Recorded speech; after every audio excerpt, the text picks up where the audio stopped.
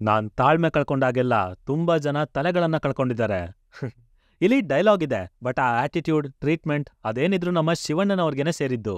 ಇನ್ನು ಬೆಳಬೆಳಗ್ಗೆ ಇಂಥ ಒಂದು ಅಪ್ಡೇಟ್ ಬಂದಿದೆ, ನೀನದೆಲ್ಲಿ ಹೋಗಿದ್ಯಾ ಗುರುವೆ, ಬೇಗ ಬಾ ಅಂತ ನಮ್ಮ ಆಡಿಯನ್ಸ್ ರೊಚ್ಚಿಗೆದ್ದು ಅವರು ತಮ್ಮ ತಾಳ್ಮೆನ ಕಳ್ಕೊಳ್ಳೋದಕ್ಕಿಂತ ಮುಂಚೆ ಬನ್ನಿ ಶುರು ಮಾಡೋಣ. ಆದ್ರೆ ಅದಕ್ಕಿಂತ ಮೊದಲು ಮಾಸ್ ಅನ್ನೋದನ್ನ ಕಣ್ಣಲ್ಲೇ ಡಿಫೈನ್ ಮಾಡೋ ನಮ್ಮ ಕರುನಾಡ ಚಕ್ರವರ್ತಿ ಡಾಕ್ಟರ್ ಶಿವರಾಜ್ ಕುಮಾರ್ ಅವ್ರಿಗೆ ಹುಟ್ಟುಹಬ್ಬದ ಹಾರ್ದಿಕ ಶುಭಾಶಯಗಳು. ನಿಮ್ಮ ಎನರ್ಜಿ, ಎಂಥೂಸಿಯಾಸಂ, ಸಿನಿಮಾಗಳ ಬಗ್ಗೆ ನಿಮಗಿರುವಂತ ಒಲವು ಸದಾ ಹೀಗೆ ಇರ್ಲಿ. ಭೈರತಿ ರಣಗಲ್ ಇದು ನರ್ತನ್ ಅವರು ಡೈರೆಕ್ಟ್ ಮಾಡ್ತಾ ಇರೋಂಥ ಚಿತ್ರ.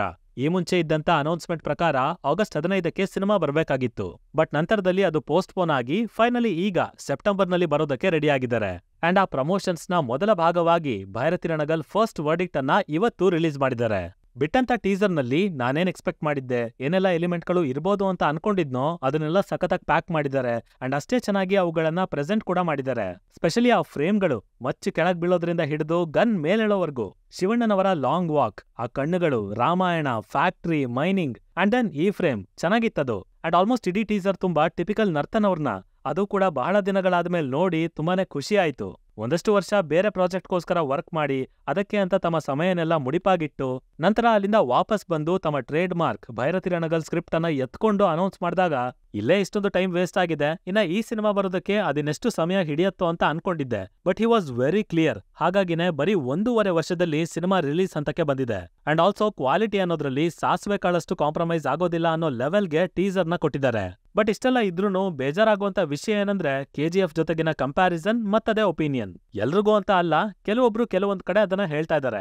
ಅಲ್ಲ ಗುರು, KGF ಗಿಂತ ಮುಂಚೆ ಮಫ್ತಿಯಲ್ಲಿ ಡಾರ್ಕ್ ಶೇಡ್ ಅನ್ನ ಟ್ರೈ ಮಾಡಿದ್ರು. ಅದಾದ್ಮೇಲೆ KGF ಬಂತು, ವರ್ಲ್ಡ್ ಫೇಮಸ್ ಆಯ್ತು. ಹಾಗಂತ ಮಫ್ತಿ ಪ್ರೀಕ್ವೆಲ್ ಭೈರತಿ ರಣಗಲ್ಗೆ ಈಗ ನೀವು ಟೆಂಪ್ಲೇಟ್ ಅನ್ನೇ ಚೇಂಜ್ ಮಾಡಿ ಅಂದ್ರೆ ಅದಿನ್ ಯಾವ ತರ ವಾದ ಅಂತ ನನಗಂತೂ ಅರ್ಥ ಆಗ್ಲಿಲ್ಲ. ಅಂಡ್ ಆಸ್ ಅ ಸಿನಿಮಾ ನೀವೆರಡೂ ಫಿಲ್ಮ್ಗಳನ್ನ ಅಬ್ಸರ್ವ್ ಮಾಡಿದ್ರೆ ನರ್ತನ್ ಅವರ ಸ್ಟೈಲೇ ಬೇರೆ, ಪ್ರಶಾಂತ್ ನೀಲ್ ಅವರ ಸ್ಟೈಲೇ ಬೇರೆ. ಎರಡಕ್ಕೂ ಒಂದಕ್ಕೊಂದು ಸಂಬಂಧನೇ ಇಲ್ಲ. ಇಲ್ಲಿ ಟ್ರಾನ್ಸಿಷನ್ ಮತ್ತೆ ಟ್ರಾನ್ಸ್ಫಾರ್ಮೇಶನ್ ಎರಡೂ ತುಂಬಾ ಎವಿಡೆಂಟ್ ಆಗಿ ಕಾಣ್ತಾ ಇದೆ, ಕ್ಯಾರೆಕ್ಟರ್ಸ್ನಲ್ಲೂ ಹಾಗೆ ಸಿನಿಮಾದ ಓವರ್ ಆಲ್ ಫೇಸ್ನಲ್ಲೂ. ರಣಗಲ್ ತಂದೆ ಸಮಾಜಮುಖಿಯಾಗಿ ಕೆಲಸ ಮಾಡ್ತಾ ಜನರ ಪರವಾಗಿ ನಿಲ್ತಾ ಇದ್ದಂತ ವ್ಯಕ್ತಿ ಇದ್ದಕ್ಕಿದ್ದ ಹಾಗೆ ಒಂದು ಕಾಯಿಲೆಗೆ ತುತ್ತಾಗಿ ಸತ್ ಹೋಗ್ತಾರೆ. ಅಂಡ್ ಆಗ ಭೈರತಿ ರಣಗಲ್ಗೆ ಕೇವಲ 12 ವರ್ಷ, ಜೊತೆಗೊಬ್ಳು ತಂಗಿನೂ ಇರ್ತಾಳೆ. ಇದನ್ನ ಪೋಸ್ಟರ್ ಬ್ರೇಕ್ ಡೌನ್ ನಲ್ಲಿ ಆಲ್ರೆಡಿ ಹೇಳಿದೀನಿ.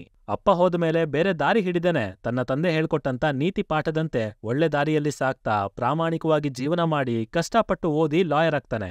ಆದ್ರೆ ಆತನ ಬದುಕಲ್ಲಿ ನಡೆಯುವಂತ ಒಂದು ಘಟನೆ ಇಡೀ ಸಿಸ್ಟಮೇ ಸರಿ ಇಲ್ಲ, ಇದರಿಂದ ತನಗಾಗ್ಲಿ ತನ್ನ ಜನರಿಗಾಗ್ಲಿ ಯಾವುದೇ ತರ ನ್ಯಾಯ ಸಿಗೋದಿಲ್ಲ ಅಂತ ಅರ್ಥ ಮಾಡ್ಕೊಂಡು ರಣಗಲ್ ಒಬ್ಬ ಗ್ಯಾಂಗ್ಸ್ಟರ್ ಆಗಿ ಬದಲಾಗಿ ದೊಡ್ಡ ಕೋಟೆನೆ ಕಟ್ತಾನೆ. ಸೊ ಅವನು ಇಷ್ಟೆಲ್ಲ ಬದಲಾಗೋದಕ್ಕಿರೋ ಆ ಮುಖ್ಯ ಕಾರಣನೇ ಈ ಸಿನಿಮಾದ ಕೋರ್ ಪಾಯಿಂಟ್. ಅಂಡ್ ಈಗ ಟೀಸರ್ ನಲ್ಲೂ ಆ ಫ್ಲಾಶ್ ಬ್ಯಾಕ್ ಅನ್ನ ತುಂಬಾ ನೀಟಾಗಿ ಕಟ್ಕೊಟ್ಟಿದ್ದಾರೆ. Specially younger version of Ranagal ಸಖತ್ ಇಂಟೆನ್ಸ್ ಆಗಿ ಕಾಣ್ತಾ ಇದೆ ಆ ಕ್ಯಾರೆಕ್ಟರ್. ಹಾಗೇನೆ ಅವನ ಊರಿನ ಜನ ವರ್ಕ್ ಮಾಡ್ತಾ ಇರುವಂತ ಫ್ಯಾಕ್ಟ್ರಿ, ಮೈನ್ಸ್, ಅದರ visuals. Actually cinematographer Naveen Kumar ಅವರು ಒಂಥರ ಸೆಕೆಂಡ್ ಹೀರೋ ಇದ್ದಂಗೆ ಈ ಸಿನಿಮಾಗೆ. ಅಷ್ಟು ಒಳ್ಳೊಳ್ಳೆ ಫ್ರೇಮ್ಸ್ ನ ಕ್ಯಾಪ್ಚರ್ ಮಾಡ್ತಾರೆ. ಮಫ್ತಿ, ಮದಗಜ, ಪ್ರೇಮಂ ಪೂಜ್ಯಂ ಅದರಲ್ಲಿ ಅವ್ರ ಕೆಲಸ ತುಂಬಾನೇ ಹಿಡಿಸಿತ್ತು. ಅಂಡ್ ಈಗ ಅದೇ ತರ ಭೈರತಿ ರಣಗಲ್ನಲ್ಲೂ ಭರ್ಜರಿ ವಿಜುವಲ್ಸ್ ಕೊಡೋದಕ್ಕೆ ಸಿದ್ಧ ಆಗ್ತಿದ್ದಾರೆ. ಇನ್ನು ಆರ್ಟ್ ಡೈರೆಕ್ಟರ್, ಆರ್ಟ್ ಡಿಪಾರ್ಟ್ಮೆಂಟ್ ಕೂಡ ಒಳ್ಳೆ ಕೆಲಸನ ಮಾಡಿದ್ದಾರೆ. ಅಂಡ್ ಈ ಸಾರಿ ಪ್ರತಿ ಫ್ರೇಮ್ ನಲ್ಲೂ ಬಳಸಿರುವಂತ ಕಲರ್ಸ್, ಪ್ಯಾಲೆಟ್ಸ್, ಗೋಲ್ಡ್ ಶೇಡ್ಸ್ ಎಲ್ಲದೂ ಇಂಪ್ರೆಸಿವ್ ಆಗಿದೆ ಅಂಡ್ ವೈಬ್ರೆಂಟ್ ಆಗಿ ಕಾಣ್ತಾ ಇದೆ. ಸೊ ಸಿನಿಮಾಟೋಗ್ರಾಫರ್ ಜೊತೆಗೆ ಕಲರಿಸ್ಟ್ ಅಶ್ವಥ್ ಅವ್ರಿಗೂ ಕೂಡ ಆ ಕ್ರೆಡಿಟ್ ಸಲ್ಲಬೇಕು. ಇದಿಷ್ಟು ನನಗೆ ಈ ಟೀಸರ್ನ ನೋಡಿ ಹೇಳಬೇಕು ಅಂತ ಅನ್ಸಿದ್ದು. ಇನ್ನ ಇದ್ರ ಬಗ್ಗೆ ನಿಮ್ದೇನಾದ್ರೂ ಒಪಿನಿಯನ್ಗಳಿದ್ರೆ, ನಿಮಗ್ ಬೇರೆ ತರದ ಏನಾದ್ರೂ ಥಿಯರಿಗಳಿದ್ರೆ ಅದನ್ನ ಕೆಳಗಡೆ ಖಂಡಿತವಾಗ್ಲೂ ಕಮೆಂಟ್ ಮಾಡಿ ತಿಳಿಸ್ಬಿಡಿ. ಡಿಸ್ಕಷನ್ಸ್ ಮಜವಾಗಿರುತ್ತೆ. ಸೈನಿಂಗ್ ಆಫ್, ಲಿಖಿತ್.